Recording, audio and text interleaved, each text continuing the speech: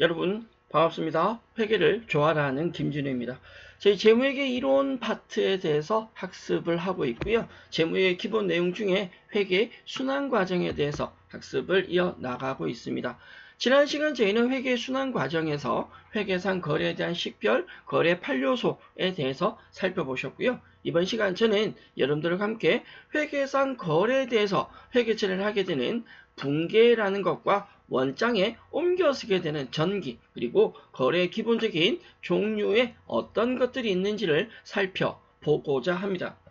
앞 시간도 설명을 드리고 부탁을 드렸지만 우리가 거래에 대해서 인식을 하고 거래에 대한 회계 처리를 한다라고 할 때 먼저 출발점은 각각의 계정 과목, 자산, 부채, 자본, 비용, 수익에 대한 계정 과목이 어느 정도 정리가 되어 있으셔야 된다라고 부탁을 드렸어요. 당장 모든 계정 과목을 다 사용하지는 않지만 앞으로 학습을 이어나가면서 많은 계정 과목들에 대해서 학습을 하실 텐데 기본적인 계정 과목이 정리가 되어 있지 않다면 앞으로 학습하시기에 상당히 어려울 수 있습니다. 그래서 더 늦기 전에 계정 과목 빨리 암기해 달라는 부탁 들어주셨으면 좋겠고요. 자, 준비되셨다면 분계와 전기, 거래 종류 지금부터 만나보도록 하겠습니다. 자, 먼저 분계와 전기에서 분계가 무엇인지부터 한번 살펴보죠. 기업의 경영활동에서 우리가 경제적 사건이라고 부릅니다. 거래라고 하는 건 자산, 부채, 자본의 증가, 비용, 수익의 발생이나 소멸을 얘기하죠. 거래가 발생하면 거래 이중성에 의해서 어떤 내용은 차변에, 어떤 내용은 대변에 증감이 기록이 될 거고요. 여기에 이렇게 차변이나 대변에 기록하는 자체를 우리는 거래 8요소에 의한 분계라고 이야기를 합니다. 또한 분계가 이루어진 장소를 분계장이라고 하고요. 이 분계장은 회계상에서 주요부라고 이야기를 하는 장부인데 회계상의 주요부는 딱 두 가지가 존재합니다. 먼저 회계상 거래가 발생했을 때 분계하는 장소를 분계장이라고 한다면 이 분계장에 분계된 내용은 총계정 원장이라는 곳으로 옮겨 쓰게 되거든요. 그걸 우리는 전기라고 이야기를 합니다. 지금 보시는 분계하는 장소에 대한 분계장, 그리고 각각의 계정에 대한 원장이라 부르는 총계정 원장이 있을 때 이 분계장과 총계정 원장이 대표적인 회계상의 주요부라는 장부에 해당합니다. 앞서 설명드린 대로 분계라고 하는 건 회계상의 거래가 거래 8요소에 의해서 차변과 대변 요소의 어떤 증감이 발생했다면 그 내용을 어떤 형태로 정리하느냐, 거래 8요소에 맞춰서 정리해 주는 것, 이걸 우리는 분계라고 하고요. 그 분계가 되는 장소를 분계장이라고 합니다. 과거에는 분계를 손으로 하고 총계정 원장 작성도 전부 다 손으로 했습니다. 총계정 원장은 분계 결과를 계정 과목별로 집계한 장부, 즉 원장이라는 표현을 쓰기도 하는데 이 분계장에 분계된 내용을 원장으로 옮겨서 옮겨서 기록을 한다. 그걸 우리는 전기라고 이야기를 하는데 앞서도 설명드렸지만 과거에 수기장부란 이름 하에 분계장도 내가 손으로 작성하고 총계정 원장도 손으로 작성했습니다. 직접. 그러기 위해서는 전기도 직접 손으로 했다라는 거죠. 근데 현재는 전산 시스템을 이용해서 우리가 전산 세무회계라는 형태로 PC를 활용을 해서 우리는 분계 작업만 해주면 원장에 옮기는 전기나 전기를 통해서 작성되는 원장은 실무적으로는 현재 현업에서는 자동으로 작성이 되고 있습니다. 그래서 과거에는 전기를 하거나 원장을 작성했을 때 사실은 손으로 하니까 사람이 하니까 틀릴 수도 있고 잘못될 수도 있는데 현재는 전기나 원장의 작성에서는 틀리는 경우는 거의 없다. 그럼 전부 다 뭐냐? 우리는 거래 8요소 입각에서 회계처리를 할 수 있느냐라는 게 가장 핵심적인 게 되는 거고 이 또한 최근에 그 전산 프로그램, 회계 프로그램은요, AI라는 거, LI 아시죠? 들어보셨죠? 네, AI라는 걸 이용해서 기장이라는 걸 할 때 자동 기장을 하는 요소들이 있습니다. 과거에는 PC를 앞에 놓고 차변에 어떤 거, 대변 어떤 거, 계정 과목들을 직접 작성했다면 요즘은 한 손에 커피 딱 들고 네, 마우스로 클릭만 하면 분계가 회계 처리가 자동으로 되는 시스템까지 만들어져 있다라고 이해를 해주시면 되는데 그러면 우리가 회계를 몰라도 되냐? 그건 아닙니다. 컴퓨터가 아무리 자동으로 한다라고 하더라도 그건 통계적으로 가장 확률이 높은 처리를 하는 거지 해당되는 내용이 아닐 수도 있다. 그래서 우리는 직접 하진 않지만 컴퓨터가 해주는 내용에 대해서 확인하는 과정은 반드시 거쳐야 됩니다. 그걸 위해서 지금 우리가 회계적인 이론적인 내용을 학습하고 있다라고 생각하시면 되고요. 정리하고 넘어가죠. 자, 붕괴가 먼저냐, 전기가 먼저냐 라고 한다면 당연히 붕괴가 먼저입니다. 붕괴 이후에 전기를 통해서 우리는 총계정 원장이라는 계정 과목별 장부를 작성하게 됩니다. 앞서서 붕괴가 무엇이다 라고 살펴보셨는데 그러면 그 붕괴를 어떻게 하느냐, 붕괴의 실질적인 절차를 한번 살펴본다면 자, 거래 내용이 이렇다라고 가정 한번 해볼게요. 상품 20만 원을 현금으로 구입하였다라는 거래가 있습니다. 그럼 이 거래에 대해서 내가 해야 될 일은 이거죠. 이게 경제적 사건이냐 아니냐, 거래이냐 아니냐부터 정확하게 판단하셔야 됩니다. 자, 내용을 보면 상품을 구입했으니까 상품이라는 자산이 증가하고요. 내가 돈을 현금으로 지급했으니까 현금이라는 자산이 감소하죠. 자, 거래이다 아니다. 자산이 증가하기도 하고 자산이 감소하기도 합니다. 이건 거래가 맞습니다. 거래가 맞다라면 경제적 사건이다 라고 한다면 붕괴장에 분괴라는 걸 하셔야 됩니다. 그 절차가 무엇이냐? 그러면 거래 내용에서 상품과 현금이라는 계정 과목이 증감이 발생했다라는 걸 확인할 수 있으셔야 되고요. 두 번째, 상품이라는 자산이 증가하고 현금이라는 자산이 감소했는데 상품이라는 자산이 증가했다? 그럼 그건 당연히 차변에 기입을 할 거고요. 현금이란 자산이 감소했는 걸 확인했다? 자산의 감소는 대변에 기록을 할 겁니다. 모든 거래는 거래 8요소라고 해서 거래 8요소 중에 차변 요소와 대변 요소가 대립돼서 존재한다라고 했습니다. 자산의 증가라는 차변 요소와 자산의 감소라는 대변 요소가 양쪽에 대립돼서 존재하고요. 금액은 20만 원이다.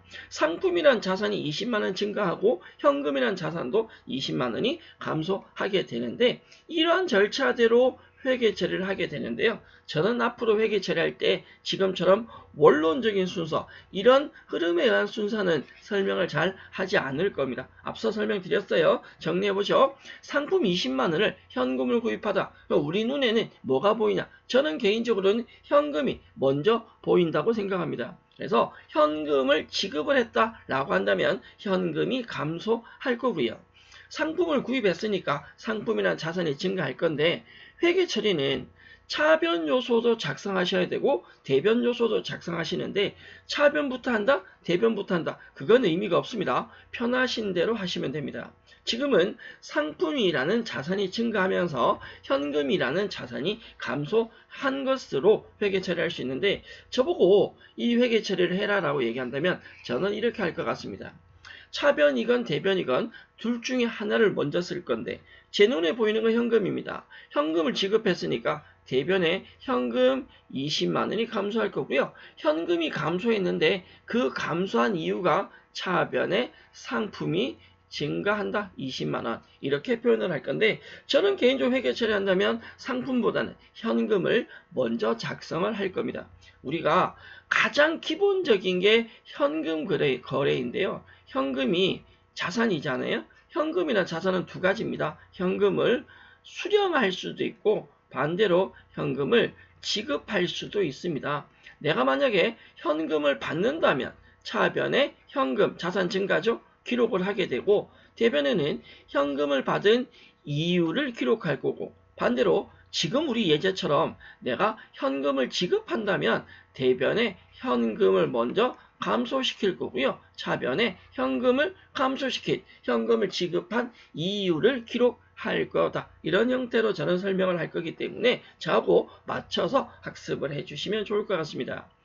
자, 상품 20만 원 현금을 구입했다. 현금이 감소하면서 자산이 감소하면서 상품이라는 자산이 증가하게 된다. 기본적인 붕괴 예제 설명드렸고 이 붕괴는 사실 이게 하나가 중요한 게 아니고요. 여기서 출발해서 우리가 앞으로 굉장히 많은 거래 유형에 대해서 회계 처리를 붕괴를 학습을 하실 겁니다. 자, 중요한 건 회계상의 거래가 발생했다 무조건 다 붕괴하는 것이 아니라 자산무채 자본이 변한 게 맞는지 실질적으로 거래로 인식되는지부터 확인하시고 그걸 차변과 대변 요소로 나누어서 정리해 주는 것을 붕괴라고 이야기한다 라고 생각해 주시면 되겠죠.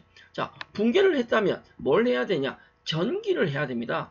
붕괴장에 붕괴된 내용은 총계정 원장이란 각각의 계정 과목별 원장의 장부에 옮겨 쓰게 되는데 붕괴장에 붕괴된 내용을 총계정 원장으로 옮겨 쓰는 것을 전기라고 이야기를 한다라고 했죠. 상품 20만원을 현금으로 구입했다라는 거래에 대한 붕괴를 전기한다라고 한다면 당연히 전기하기 전에 붕괴부터 먼저 되어 있어야 됩니다. 자, 이제 여러분들 지금 뭐가 가능하셔야 되냐면요. 여기 차변과 대변에 붕괴가 되어 있단 말이에요. 이걸 보고 내용이 정리가 추정이 가능해야 되는데 뭐냐면 차변에 상품이 있습니다.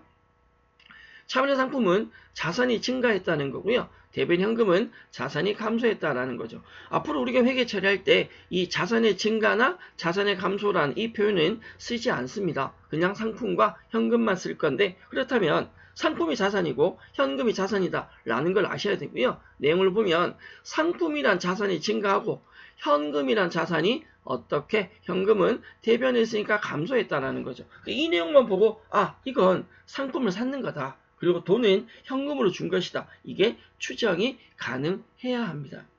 그러니까 그게 되기 위해서는 거래 판료소가 정리돼야 되고 거래 판료소가 이해되기 위해서는 계정 과목이 빨리 외워지셔야 된다라고 설명드릴 수 있고요. 그렇다면 전기 한번 가보죠.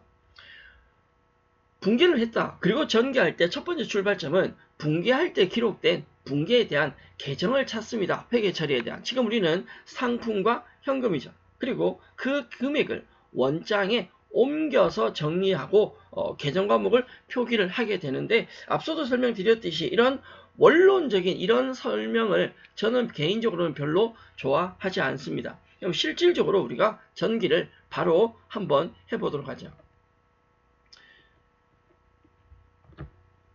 회계 처리를 먼저 했다라고 가정을 하셔야 되고요. 전개하기 전에 당연히 붕괴가 먼저 되어 있으셔야죠. 앞서도 설명드렸지만 우리는 이 거래 내용에 대해서 상품이라는 자산이 증가하고 현금이라는 자산이 감소한 것으로 회계 처리를 했습니다. 우리가 해야 될 일은 전기를 하는데 어디에다 하냐? 상품이라는 계정과 현금이라는 계정에 옮겨서 정리를 합니다. 즉 상품 거래가 있다면 상품 계정에 날짜별로 다 모이는 거고 현금 거래가 있다면 현금 계정에 날짜별로 다 모인다라고 생각하면 되죠.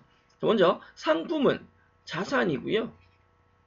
현금도 당연하지만 자산입니다. 그렇다면 상품이란 자산은 차변의 증가가 기록이 되고 대변에는 감소 요소가 기록이 되겠죠. 반대로 현금도 자산이니까 똑같이 현금은 차변의 증가가 되고 역시 자산이니 대변의 감소가 기록이 될 겁니다. 우리는 붕괴한 내역을 가지고 원장에 전기를 할 건데 붕괴된 걸 보면 상품이 증가했다는 거죠. 20만원. 상품이 20만원이 차변에 있으니까 이걸 상품 계정에 작성을 하셔야 됩니다. 금액 얼마를요? 상품 계정에 20만원. 상품이 증가한 걸 쓰는 거예요. 네, 상품이 차변에 있으니까. 그런데 이렇게 해놓으면 상품이 차변에 20만원 있으니까 여러분도 뭐 할 수 있는 거예요? 상품이 20만원이 뭐 했다? 그렇죠. 증가했다. 이게 되셔야 됩니다. 증가했다. 그런데 지금 T자 보시면 상품이 20만원 증가했다는 건 알겠는데 왜 증가한지를 모릅니다. 그래서 금액 앞에 뭘 가지고 오냐? 반대편에 있는 계정 과목을 그대로 데리고 옵니다. 현금으로. 그럼 이제 우리는 뭘 할 수 있냐? 상품이 20만원을 뭐 했다고요? 증가했다고요. 뭐 때문에 증가한 거야? 현금 적혀져 있으니까 이건 상품을 어떻게 현금 주고 구입했구나 라고 알 수 있는 거고요. 실제로 전기를 할 때는 원장에 전기할 때는 현금이란 계정 과목 앞에 날짜가 먼저 들어갑니다. 예를 들어 여기 날짜가 7월 1일이다 라고 한다면 상품이 7월 1일 날 얼마 증가했는데 20만원 증가했는데 과목은 반대편에 현금을 기록해서 현금 주고 사왔구나 라고 이야기를 할 수 있는 거고요. 앞 페이지에서 앞 슬라이드에서 보신 전기 절차가 글로 표현하면 그 순서대로 된다라는 건데 자 금액은 내 걸 쓰지만 과목은 반대편 걸 들고 옵니다. 현금 한번 해볼까요? 현금이 대변에 감소했으니까 대변에 기록될 건데 원칙적으로는요. 날짜를 먼저 씁니다. 7월 1일 날 현금이 얼마 감소했다고요? 20만 원 감소했다. 현금이 대변에 있으니까 현금 계정 대변에 기록해서 현금이 감소했다라는 걸 표기하면서 이렇게만 적어 놓으면 현금이 7월 1일에 20만 원 감소했다는 건 아는데 감소한 이유를 알 수 없다. 그래서 반대편에 적혀져 있는 차변에 있는 계정 과목을 그대로 데리고 옵니다. 결론적으로 현금이 7월 1일에 누구 때문에 상품 때문에 얼마가 20만 원이 감소했다라는 걸 알 수 있는 거죠. 예를 들어 현금은요. 자산이니까 지금처럼 차변의 증가 항목들이 대변의 감소 항목들이 증가할 거 아니에요? 현금이 자산이기 때문에 차변 중심의 계정이라 차변의 증가가 기록되고 대변의 감소가 기록되면 결론은 차변의 잔액이 남게 될 겁니다. 앞서도 설명드렸지만 이 전기는 제가 지금 설명은 했지만 실제로 우리가 전기를 해야 되는 경우는 거의 없습니다. 왜? 현재 실무적으로는 전산 시스템을 통해서 우리는 붕괴만 입력한다. 차변의 계정 과목, 대변의 계정 과목, 금액이라는 회계 처리만 작성하면 이 전기와 전기해서 원장의 총계정 원장을 작성하는 건 자동으로 작성이 됩니다. 우리는 작성된 결과를 보고 그 결과에 대한 내용을 추정만 할 수 있으면 된다라고 생각을 해 주셔야 되고요. 여러분들이 이거는 하나 기억해 두시면 도움이 될 것 같아요. 문제 푸실 때 예를 들어 상품 계정에 지금 차변의 현금이 있단 말이에요. 이 T자를 보고 붕괴를 역으로 추적을 할 수 있어야 되는데 자, 간단해요. 상품 계정에 차변의 내용이 있을 때는 왼쪽 이렇게 짝대기 하나 꺼주시고 이 제목을 왼쪽으로 데리고 내려옵니다. 그러면 붕괴가 차변의 상품, 대변의 현금이 되십니다.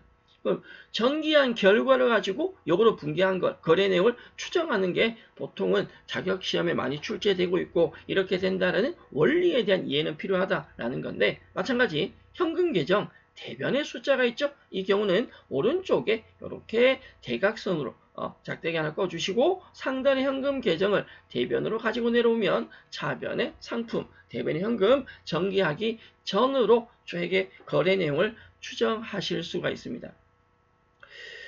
일반적인 자격시험, 국가공인 자격시험에 대한 내용을 준비하다 보면 이 회계 처리는 붕괴한 걸 전기해라 라는 내용으로 문제가 나오진 않고요. 전기된 결과를 가지고 거래 내용을 추정하는 문제가 주어지게 되는데 관련된 기출문제, 예제 문제 하나 살펴보죠.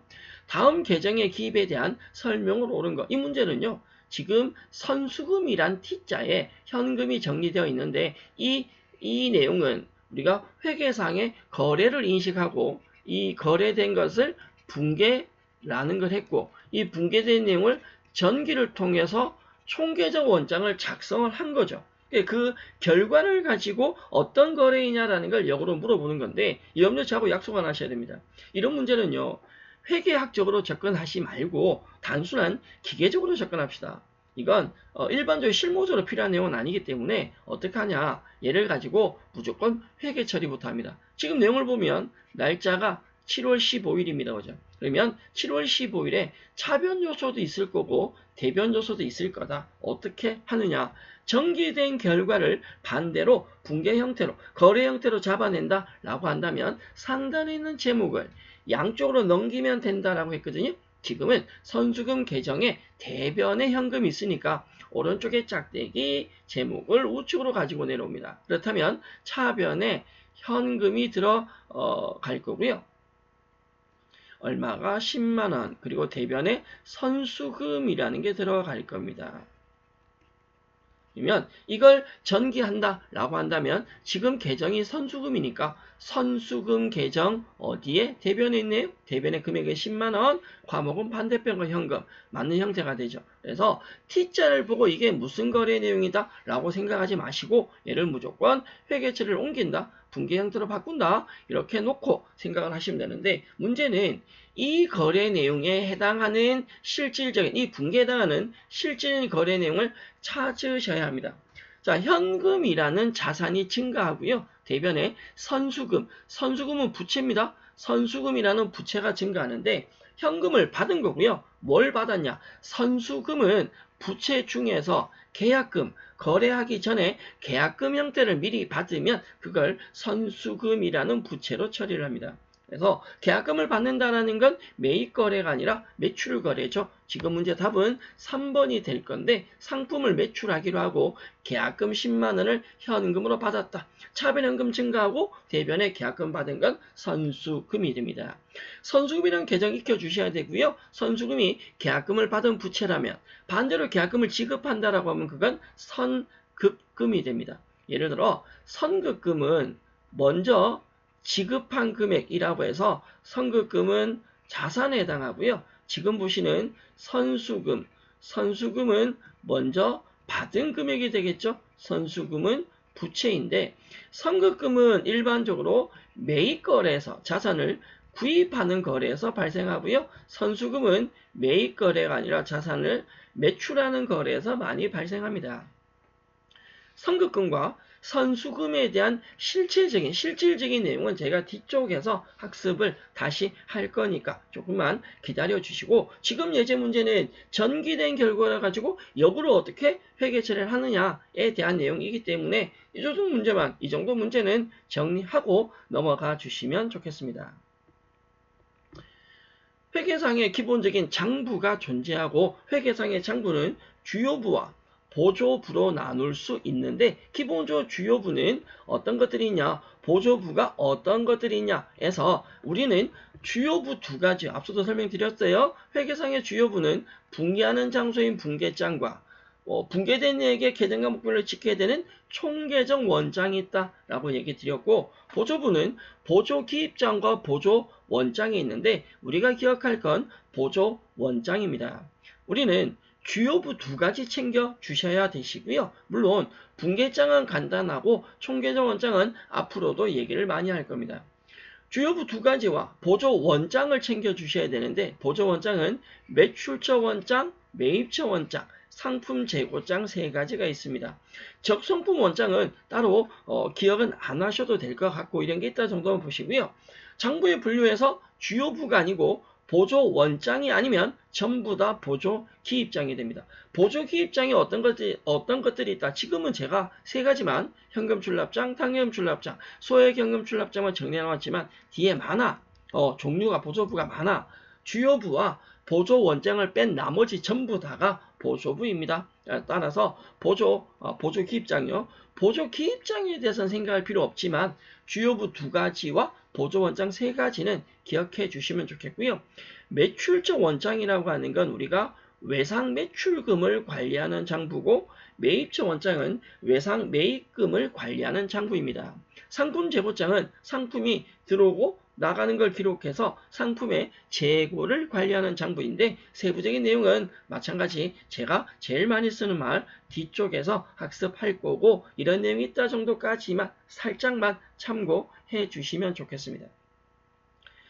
주요부와 보조부의 개념에 이어서 우리가 거래라는 게 나온다면 항상 같이 나오는 게 거래 이중성과 대차 평균의 원리가 됩니다. 사실 우리 앞선 시간에 기본적인 거래 8요소를 하면서 제가 거래 이중성과 대차 평균의 원리에 대해서 설명을 드렸어요. 모든 회계상 거래, 기업에서 발생하는 경제적 사건의 회계상 거래는 재무제표상의 차변과 대변에 동시에 영향을 준다. 같은 금액이 작성된다. 이걸 우리가 거래 이중성 혹은 차변 대변의 거래 8요소의 개념으로 설명을 드렸고요. 기본적인 거래는 이중성에 의해서 차변과 대변에 동일한 금액이 들어가고 결론은 차변합계와 대변합계가 항상 일치하게 된다. 그걸 우리는 대차 평균의 원리이다 라는 내용으로 내용 정리를 했었습니다. 기본적으로 거래 이중성이나 대차 평균의 원리는 원칙이 존재하지 않는 단식부기가 아니라 일정한 원칙이 존재하고 그 원칙을 반드시 지켜야 되는 복식부기의 특징이죠. 더불어 복식부기의 특징이면서 이 내용에 의해서 자기 검증 능력이라는 걸 가지게 됩니다. 제가 뒤쪽에 설명을 드리긴 할 건데 붕괴장에서 원장으로 전기를 했다? 그 원장에 전기된 이후에 작성하는 장부가 뭐냐면 시산표라는 것이 있어요. 시산표는 실무적으로는 굉장히 중요한 내용이고 이 시산표에는 크게 세 가지 종류가 있는데 합계, 잔액, 합계 잔액 시산표 세 가지가 있는데 실제 실무에서는 합계 시산표나 잔액 시산표는 사용하지 않고요. 합계 잔액 시산표 우리는 일반적으로 줄여서 그걸 합잔이라는 표현을 씁니다. 모든 계정 과목에 대한 합계와 모든 계정 과목에 대한 잔액이 작성되는데 이 시산표가 전기가 맞는지 검증하기 위해서 작성을 하거든요. 이 시산표의 기본 원리가 자기 검증, 즉 시산표의 기본 원리가 바로 대차 평균의 원리, 거래 이중성에 대한 대차 평균의 원리에 의해서 검증 능력을 확인하게 됩니다. 관련 내용은 뒤에서도 설명드릴 테니까 참고해서 봐주시면 되겠고요. 관련된 기출문제 예제 하나 보겠습니다. 회계는 기록, 계산하는 방식에 따라서 우리 앞에서 했었어요. 단식부기와 복식부기로 나눌 수 있다. 가장 큰 차이점이 단식부기는 정해진 원칙이 없기 때문에 단순한 것이고 복식부기는 원칙이 존재하기 때문에 복잡한 것이다 라고 얘기 드렸는데 우리는 영리를 계산하게 되는 영리부기이면서 복식부기에 대해서 주로 학습을 하게 된다라고 설명을 드렸습니다. 1번 복식부기는 자기 검증이 불가능한 게 아니라 이거 탈락. 불가능이 아니고 어떻게 잘 가능하죠. 거래 이중상과 대차 평균의 원리에 의해서 자기 검증 능력을 가지는 것이 바로 복식부기의 대표적인 특징입니다.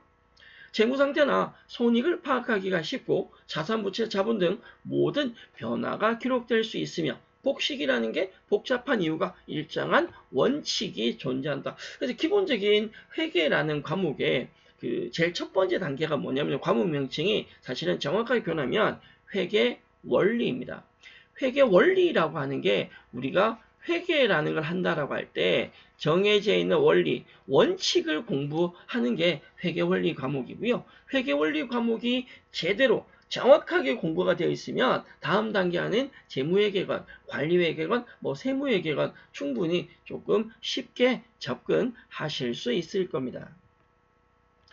자, 기본적인 우리가 분계와 전기에 대해서 살펴보셨다면 거래에 대한 8요소와 연결되는 거래 종류 한번 살펴볼 건데 내용 많지는 않으니까 이건 어렵진 않습니다. 살짝 집중하셔서 내용 마무리해 보도록 하죠. 우리가 회계상 거래라고 이야기하는 기본적인 거래 분류에 있어서 거래 8요소에 있어서 거래 이중성이나 대차 평균의 원리를 확인한다면 그러한 거래가 실제로 발생하는 건 거래 특징에 따라서 세 가지 교환거래와 손익거래와 혼합거래가 있습니다. 원론적인 설명을 먼저 한번 드리고 내용 정리 한번 해보겠습니다. 먼저 교환거래라고 하는 건 자산부채 자본의 증가와 감소만 있고 중요한 건요. 수익 비용의 발생이 없는 거래입니다. 우리가 거래 8요소에 의해서 실제는 거래 정리를 했을 때 비용 수익이 발생하지 않고 자산부채 증가만 있는 걸 교환거래라고 이야기를 하는데 예를 들어 상품 20만 원을 현금으로 구입하다라는 걸 회계 처리 한번 해본다면 대변에 현금이라는 자산이 감소하고 좌변에 상품이라는 자산이 증가하죠. 이 거래의 특징은 기본적으로 비용, 수익이 발생하지 않습니다. 지금처럼 비용 수익이 발생하지 않는 거래는 교환거래라고 이야기를 하고요. 두 번째, 손익거래는 비용, 수익이 발생합니다. 다만 그 비용 수익이 거래 총액이 되어야 됩니다. 예를 들어 예금에 대한 이자 10만 원을 현금으로 받았답니다. 현금을 줬다고요? 받았다고요? 받았다고요. 그 현금을 받았다라고 한다면 차변에 현금이란 자산이 증가하면서 예금에 대한 이자를 받았으니까 우리는 대변에 이자 수익으로 기록을 할 겁니다. 수익의 발생인데 여기서 궁금한 건 하나는 이거죠. 예금이라는 게 나오고요. 예금에 대해서는 회계 처리를 안 했습니다. 왜 안 했냐? 지금 우리는 예금에 대한 이자를 받은 거지 예금을 받은 건 아니죠. 예금은 거래가 아닙니다. 이자에 대해서만 처리하고요. 이자를 줄 땐 이자 비용이지만 이자를 받았을 땐 이자 수익으로 처리하는데 10만 원을 받았는데 이 10만 원의 전액 수익이란 말이에요. 이런 거래를 손익거래라고 합니다.